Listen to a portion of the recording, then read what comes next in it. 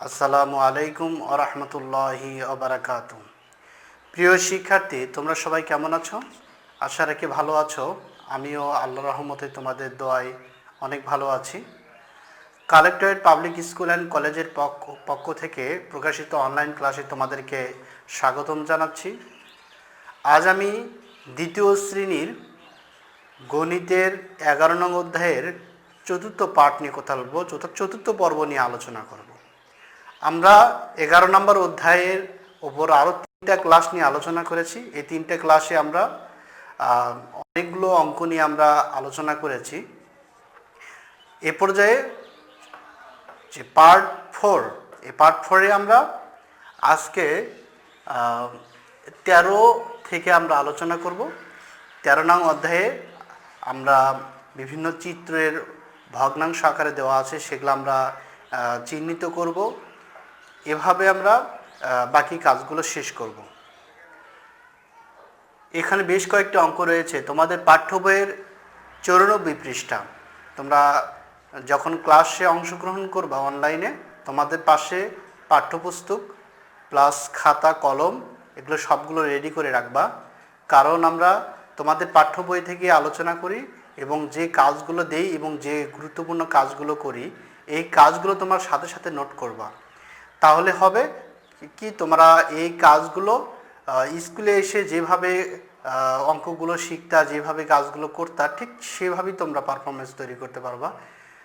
আশা রাখি আজকের ক্লাস শুরু থেকে শেষ পর্যন্ত আমাদের সাথে থাকবা। আমিও তোমাদের সঙ্গে থাকব। আমি মোহাম্মদ জাহিদুল ইসলাম, সহকারী শিক্ষক গণিত, collectorate public school and college, Bogura. তাহলে চলো বন্ধুরা, শুরু করা যাক। দেখো, আমরা পাঠ্য বইয়ে 13 এবং 14 অধীনে যতগুলো চিত্র দেওয়া আছে সবগুলো চিত্র আমরা অঙ্কন করলাম।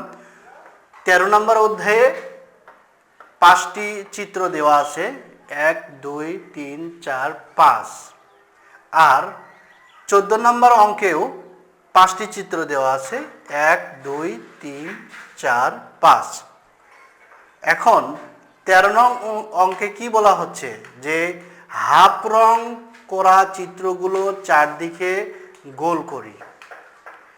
আমরা হাফ রং করা, হাফ মানে অর্ধেক, একটা চিত্রের অর্ধেক রং করাটা আমরা আগে দেখব।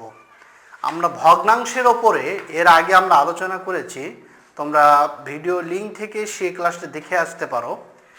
তোমাদের বোঝানোর স্বার্থে আমি বিষয়গুলো নিয়ে আবারও আলোচনা করছি, যেন তোমরা পরীক্ষায় যে কোনো চিত্র দিয়ে সেটা যদি রং করতে বলে বা রং করা অবস্থায় তোমাকে যদি চিহ্নিত করতে বলে, তুমি যেন সেটা চিহ্নিত করতে পারো এবং রং করতে পারো।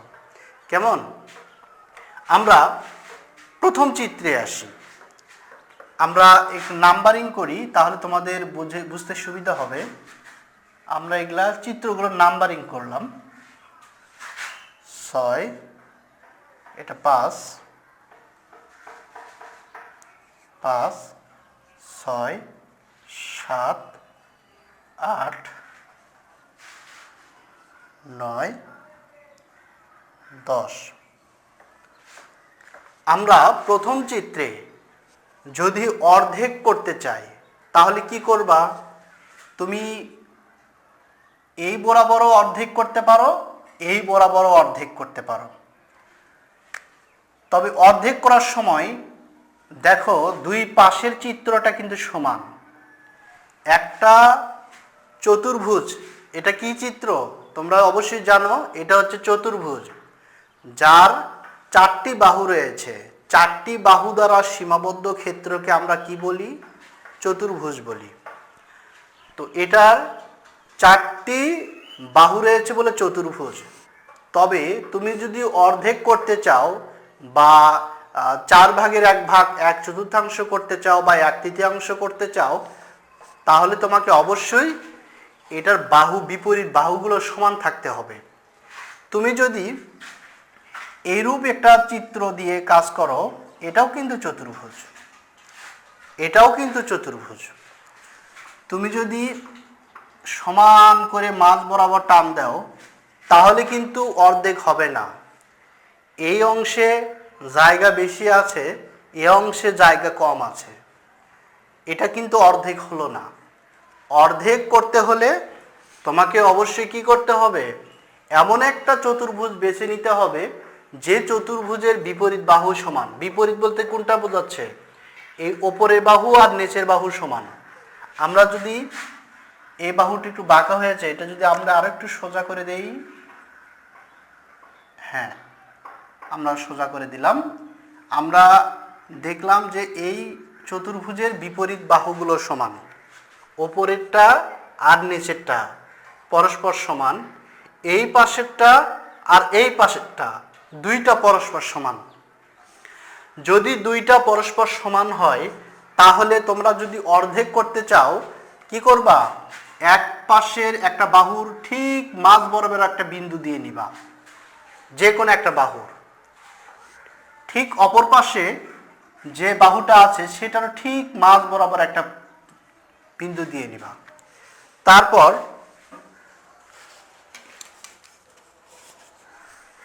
তোমরা কি করবা, স্কেল দিয়ে তোমরা ঠিক মাঝ বরাবর যে দুইটা ফোঁটা বিন্দু দিলা সেটা যোগ করে দিবা, তাহলে কিন্তু অর্ধেক হবে। এই চিত্রটা আমরা অর্ধেক করতে পারলাম।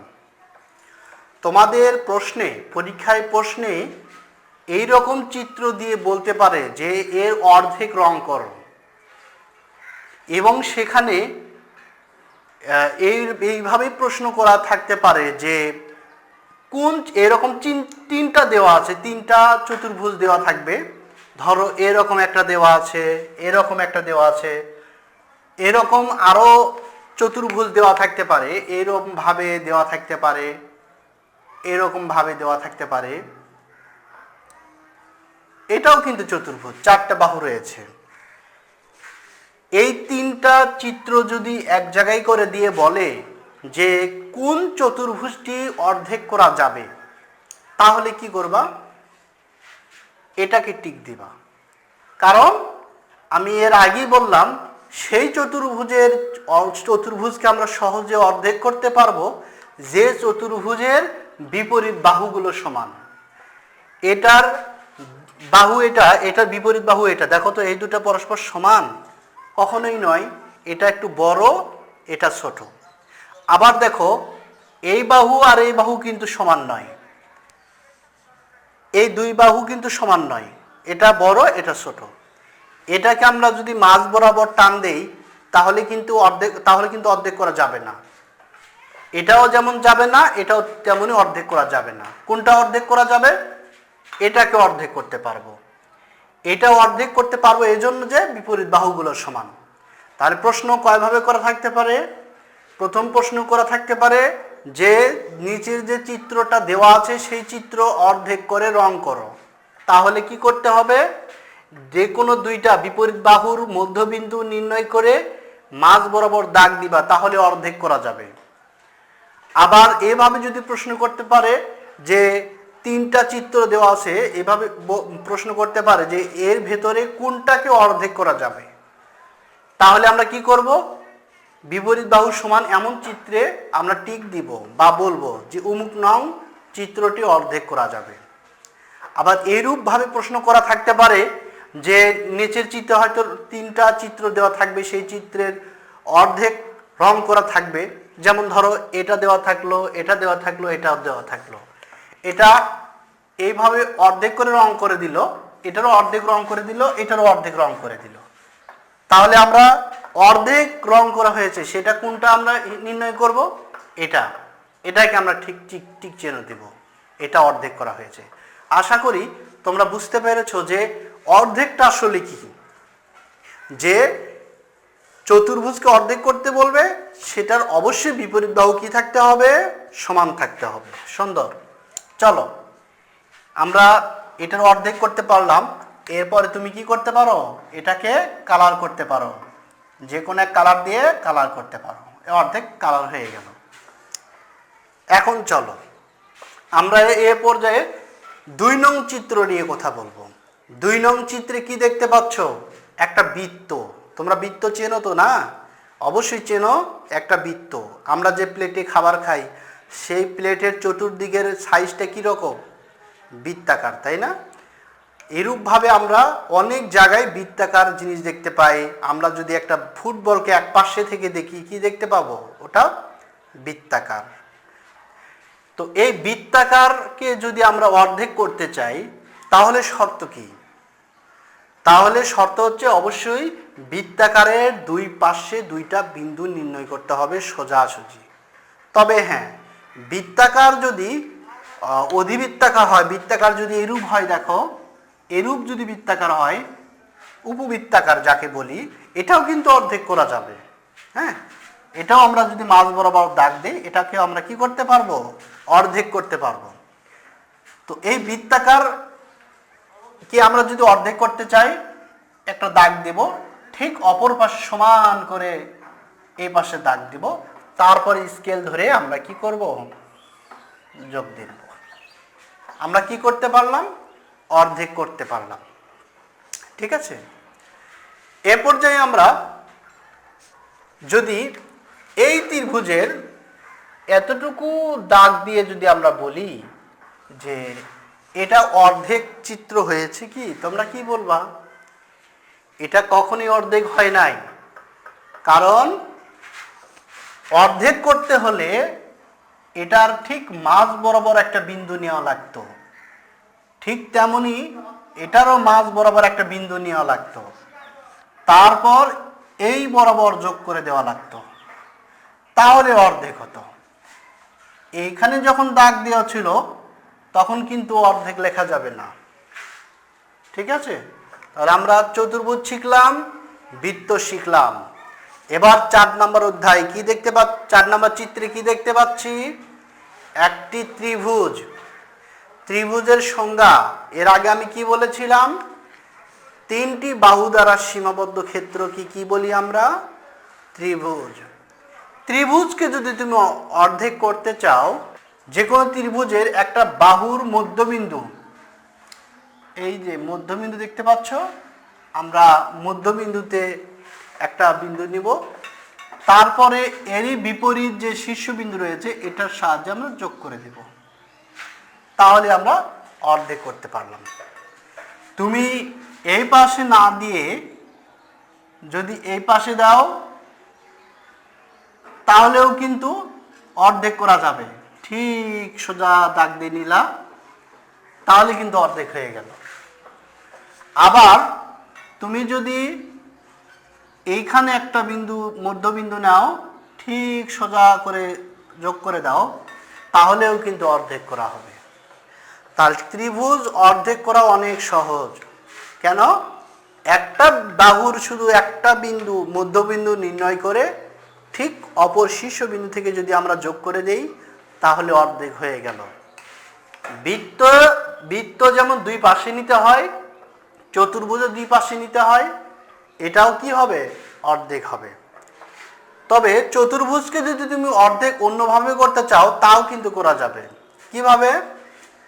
আমরা এই চিত্রটার আমরা মিশিয়ে দিলাম, আমরা যদি এই কর্ণাকারে দুটো দেই তাহলে বিন্দু নির্ণয় করতে হবে না, তাহলেও কিন্তু অর্ধেক হবে। তবে শর্ত একটাই, বিপরীত বাহু কি থাকতে হবে, সমান থাকতে হবে। চতুর্ভুজ যদি কর্ণ বরাবর যোগ করে দাও তাহলে কিন্তু অর্ধেক হবে, তুমি যদি এই পাশ বরাবর দাও তাহলেও কিন্তু অর্ধেক হবে। কেমন?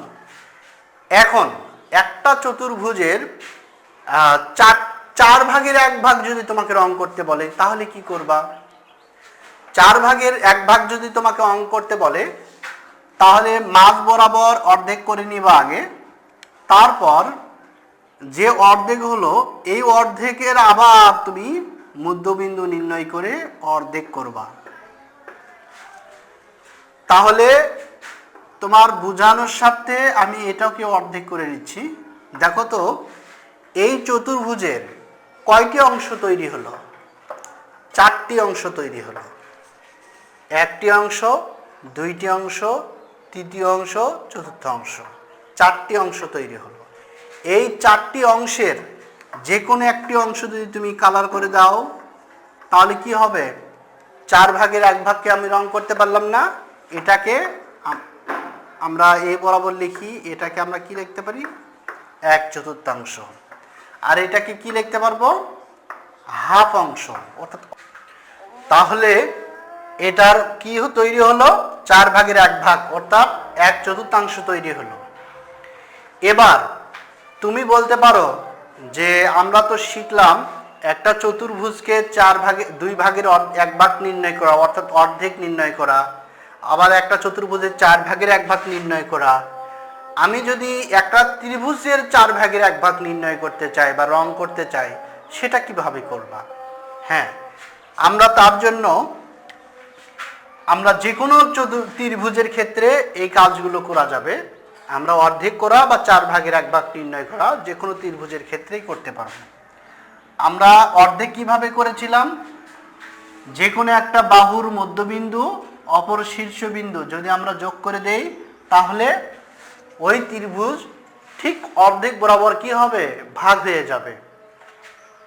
আমরা এই ত্রিভুজটা 4 ভাগের 1 ভাগ রং করব, অর্থাৎ 4 ভাগের 1 ভাগ আমরা নির্ণয় করব। কিভাবে? আমরা এই ত্রিভুজে যেমন প্রত্যেকটি বাহুর মধ্যবিন্দু নির্ণয় করে দেখালাম, যেমন ধরো এই বাহুর মধ্যবিন্দু এটা মধ্যবিন্দু, আবার এই বাহুর মধ্যবিন্দু এই বাহুর মধ্যবিন্দু এটা, ঠিক আছে? আমরা যদি এই মধ্যবিন্দুগুলো নির্ণয় করার পর ঠিক যোগ করে দেই, 3টা মধ্যবিন্দু যদি আমরা যোগ করে দেই, দেখো এই ত্রিভুজটা 4 ভাগে ভাগ হয়ে গেল। হ্যাঁ, 1 2 3 4, 4টা অংশ তৈরি হলো। এবার যদি তুমি যে কোনো একটা অংশ তুমি যদি রং করে দাও, তাহলে কিন্তু 4 ভাগের 1 ভাগ রং করা হয়ে গেল। আমরা এভাবে যে কোনো একটা ত্রিভুজের 4 ভাগের 1 ভাগ রং করতে পারি বা 4 ভাগের 1 ভাগ নির্ণয় করতে পারি, যাকে আমরা 1/4 বলতে পারি। তাহলে এই অংশটা আমরা কি বলবো 1/4। ঠিক আছে? আচ্ছা, আমরা চতুর্ভুজের 4 ভাগে 2 ভাগের 1 ভাগ, চতুর্ভুজের 4 ভাগের 1 ভাগ শিখলাম। এবার চতুর্ভুজের যদি 8 ভাগের 1 ভাগ নির্ণয় করতে বলে, তাহলে এভাবে কিভাবে করবা? চলো আমরা কি করলাম, অর্ধেক বরাবর দাগ দেওয়াতে 2 ভাগ হয়ে গেল, এটা আবার অর্ধেক করাতে 4 ভাগ হয়ে গেল।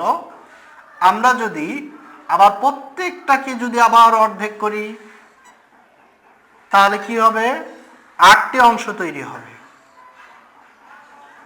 যদিও হাতে অঙ্কনে একটু প্রতিটা ঘর একটু কম বেশি মনে হচ্ছে, ধরো প্রতিটা ঘর সমান সমান, স্কেল দিয়ে যখন তোমরা এই অর্ধেকগুলো করবা খাতায়, তখন কিন্তু ঘর ছোট বড় হবে না। আমরা বোর্ডে করার ক্ষেত্রে একটু ছোট বড় হতে পারে।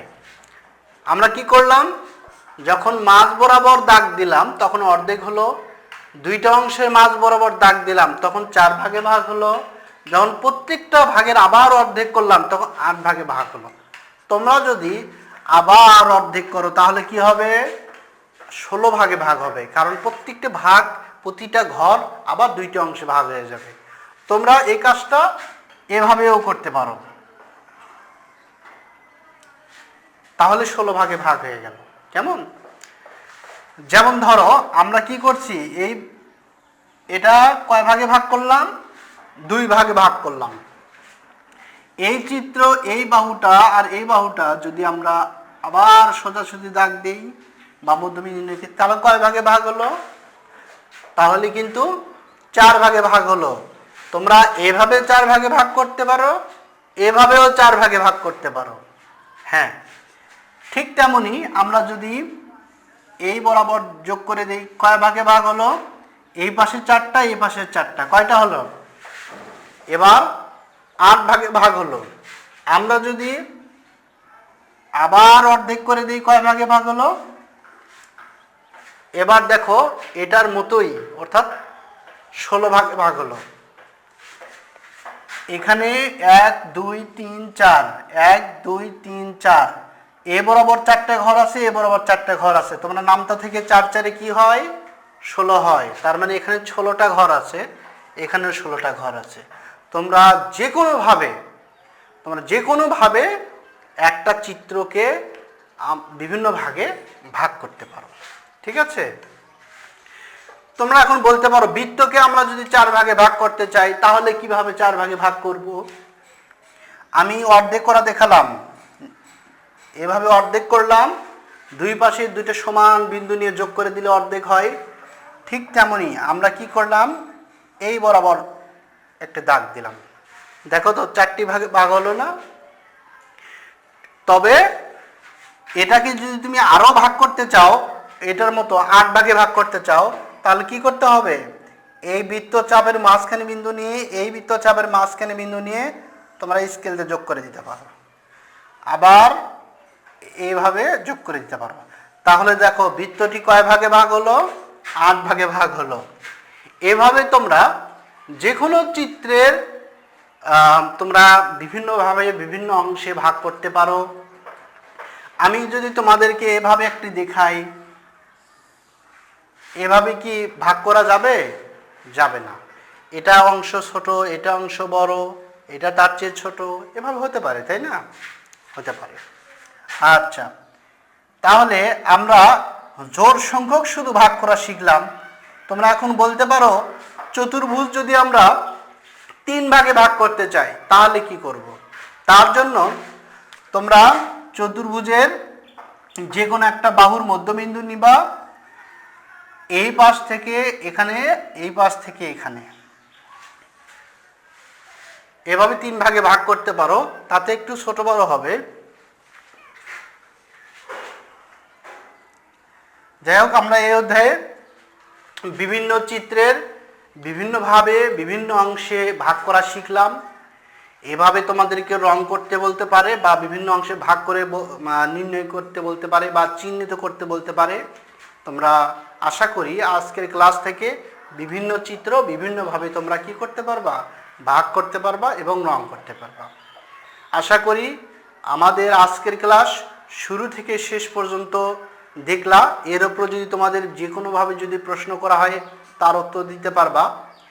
এরূপভাবে আমাদের অনলাইন ক্লাসে তোমরা প্রতিদিন যদি অংশগ্রহণ করতে চাও তাহলে এই চ্যানেলটাকে তোমাদের সাবস্ক্রাইব করতে হবে এবং বেল আইকনে টিক দিয়ে রাখতে হবে, যেন তোমরা প্রতিটা ক্লাস সবার আগে তোমার মোবাইলে বা তোমার কম্পিউটারে প্রথম নোটিফিকেশনটা পাও এবং তুমি প্রথম দেখতে পাও। তবে আজকের ক্লাসে আশা করি তোমরা অনেক উপকৃত হতে পেরেছো। আশা করি এর পরবর্তী ক্লাসেও তোমরা অংশগ্রহণ করবা, এ আশা ব্যক্ত রেখে আজকের ক্লাস এখানে শেষ করছি। আসসালামু আলাইকুম।